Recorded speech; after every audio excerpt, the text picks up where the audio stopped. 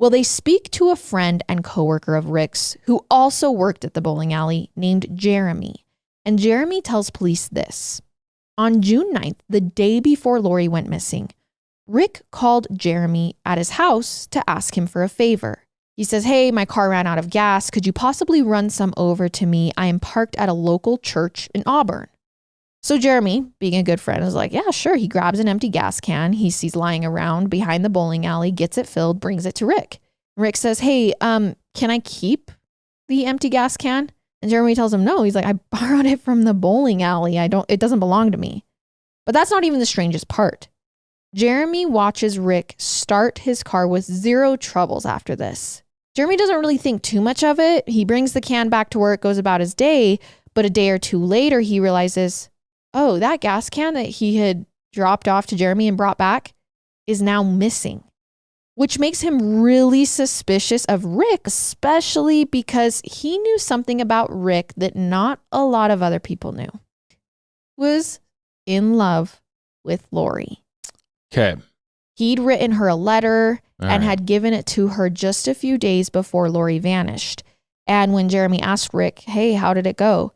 He didn't offer up much, but Jeremy could tell it didn't seem to go the way Rick wanted. This is a statement which was also validated by Lindsey Braun. Remember Lori's best friend? Yep. She said Lori had told her about the letter, but wasn't at all interested in being romantic with Rick. Seemingly, Rick had accepted that since the two were still hanging out on the night she vanished.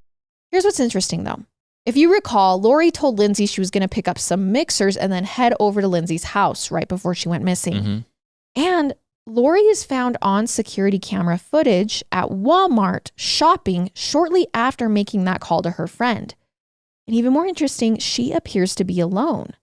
So she was with Rick when she made that call, but then she's alone in the Walmart after telling her friend she'll be right over. So police have to consider the possibility that maybe Rick wasn't with her when she vanished. And while Rick does appear to have a motive, the scratches, the things in his car, the gas can story, police think they just don't have enough to build a case against him for trial. Rick is not arrested. Instead, Rick begins trying to sell off a bunch of his things. And then less than a week after Lori's car is found, he moves. But the following year, so the case has grown cold. They think they know who did it. They have no evidence.